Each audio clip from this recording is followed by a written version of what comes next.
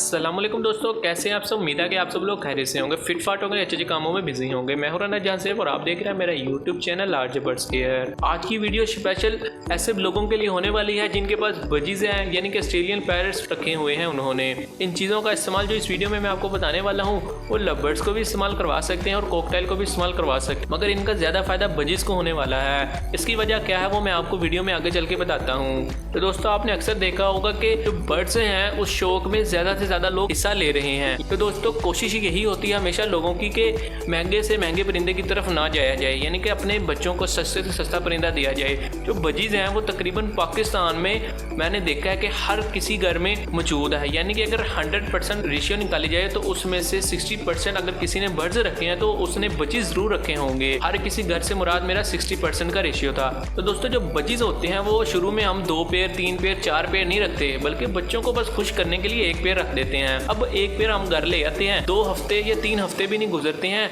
हमें दिल में चाहत पैदा होती है कि अब ये अंडे दें। इसके लिए हम क्या करते हैं, मटकियाँ ले आते हैं। बर्ड्स डर रहा होता है आप लोगों से, आप लोगों को समझ नहीं आ रही होती है हमने क्या करना है, उनको कौन सी खुराकें देना है। आप बाजार से जाते हैं, बजीज के लिए सीड भी लेकर आते हैं, मगर उस सीड को वो थोड़ा सा खाते हैं, थोड़ा सा नहीं खाते और काफ़ी ज़्यादा इरिटेट होते हैं। बाज़ का तो ऐसा होता है कि 1 हफ्ते के अंदर अंदर ही बर्ड्स की डेथ हो जाती है, क्योंकि वो आप लोगों से इतना डर रहा होता है कि वो कुछ खाता पीता नहीं है। इस वीडियो में आपकी ये टेंशन भी दूर हो जाएगी।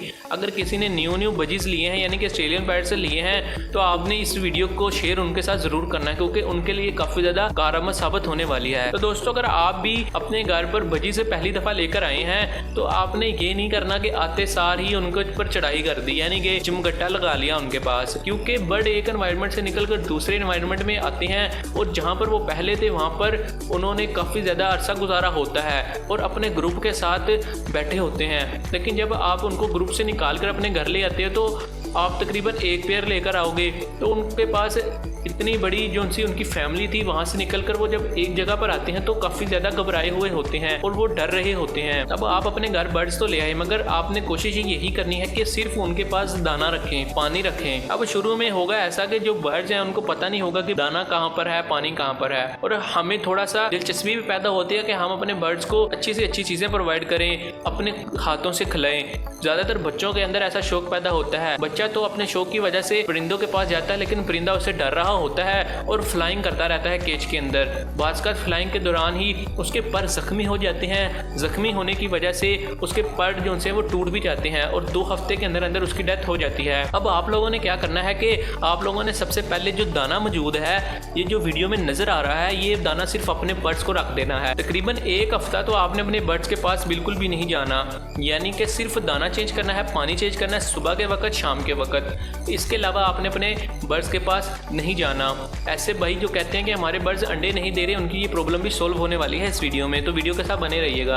अब आपने क्या किया कि 1 हफ्ता उनके पास बिल्कुल भी नहीं गए। तो दोस्तों, 1 हफ्ता ना जाने की वजह से आप देखेंगे कि अगर आपके बर्ड्स जो पेयर आपने लिया है वो मेल और फीमेल कन्फर्म हुआ तो वो फ्लाइंग ज़्यादा करना शुरू हो गए होंगे, एक दूसरे के साथ घुलना मिलना शुरू हो चुके होंगे, यानी कि खाना पीना उन्होंने स्टार्ट कर दिया होगा। तो दोस्तों, अगर उन्होंने खाना पीना स्टार्ट कर दिया है ना, तो समझ जाएंगे आपके जो बर्ड्स हैं वो अब अंडे भी देने वाले हैं। अब आपने देखना है कि आपने जो बर्ड्स बाय किया है वो पट्ठे हैं या फिर ब्रीडर पेयर हैं, यानी कि जो मेल है अगर उसकी चोंच ब्लू कलर की हुई तो समझिए कि ये एक ब्रीडर मेल है, और अगर फीमेल है उसकी चोंच के ऊपर जो नाक है वो ब्राउन कलर की हुई तो समझ जाएं कि ये ब्रीडर फीमेल है। बाज़ ऐसा नहीं होता, बाज़ आपको पिंक कलर की नोज़ मिलती है और बाज़ हल्की हल्की पिंक होती है और हल्की हल्की ब्लू होती है। अगर फुल पिंक कलर की होगी तो समझ जाए कि ये बड़े होकर फीमेल बनेगी, अगर हल्की ब्लू होगी और हल्की पिंक होगी तो समझ जाए कि बड़े होकर मेल बनेगा। बाज़ पट्टे होते हैं तो उनके अंदर इस तरह के शेड्स नज़र आते हैं। अगर वो पट्टे हैं तो उनकी जब तक नोज़ मेल की ब्लू कलर की और फीमेल की नोज़ ब्राउन कलर की नहीं हो जाती, आपने कोई ब्रीडिंग एसेसरीज इनको प्रोवाइड नहीं करनी, यानी कि उनको आपने मटकी प्रोवाइड नहीं करनी, क्योंकि अगर आप मटकी प्रोवाइड कर देंगे ना, फिर आपके अंदर दिलचस्पी पैदा होगी कि ये बर्ड मटकी में क्यों नहीं जा रहे, हम इनको ज़बरदस्ती मटकी में रखें। तो आपने ऐसा नहीं करना। पहले देखना है कि आपके जो बर्ड हैं वो उनकी ब्रीडिंग एज मुकम्मल है कि नहीं। अगर उनकी एज 6 माह होगी तो ये सब निशानियाँ जो मैंने आपको बताई हैं ये जाहिर होना शुरू हो जाएंगी। जब आप देखेंगे आपके जो बर्ड्स हैं उनकी ब्रीडिंग एज मुकम्मल हो चुकी है तो फिर आपने उनको मटकी प्रोवाइड करनी है। मटकी का साइज़ कुछ इस तरह का होना चाहिए, कोशिश करें कि बड़ी मटकी हो तो आपकी ज़्यादा अच्छी प्रोग्रेस आएगी। जब आप देखेंगे आपके जो बर्ड्स हैं उनको आपने मटकी प्रोवाइड कर दी है तो देखेंगे कि 2 या 3 दिन के बाद वो आपस में चूंच मिलाना शुरू कर देंगे, यानी कि फूड एक्सचेंज एक दूसरे को शुरू कर देंगे।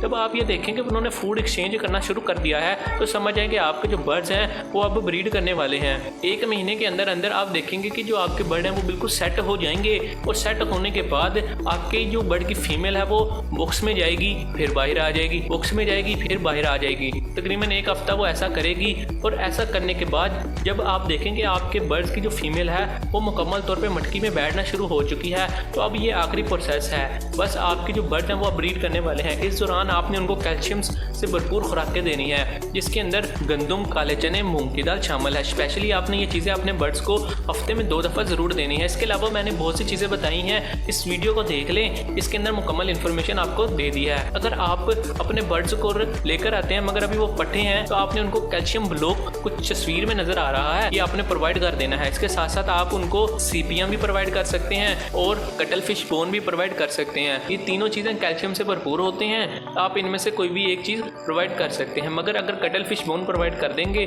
तो ज़्यादा फ़ायदेमंद साबित होगा। तो अगर आप पहली मरतबा बच्चीज़ को लेकर आए हैं और घबरा रहे हैं कि कैसे हमने उनकी देखभाल करनी है तो ये वीडियो अपने उन दोस्तों को ज़रूर शेयर कर दें जो आपको बार बार तंग कर रहे हैं कि हमने इस बर्ड के साथ क्या करना है। तो दोस्तों अगर आपको वीडियो पसंद आई है तो चैनल को ज़रूर सब्सक्राइब कर दें। आपका भाई इसी तरह की वीडियोस आपके लिए बनाता है। अगर आपको फिर भी कोई प्रॉब्लम आती है तो व्हाट्सएप का लिंक आपको डिस्क्रिप्शन में मिल चुका है, उस ग्रुप को जरूर ज्वाइन कर लें। तो दोस्तों मिलते हैं एक नेक्स्ट वीडियो में, तब तक के लिए अल्लाह हाफ़िज़।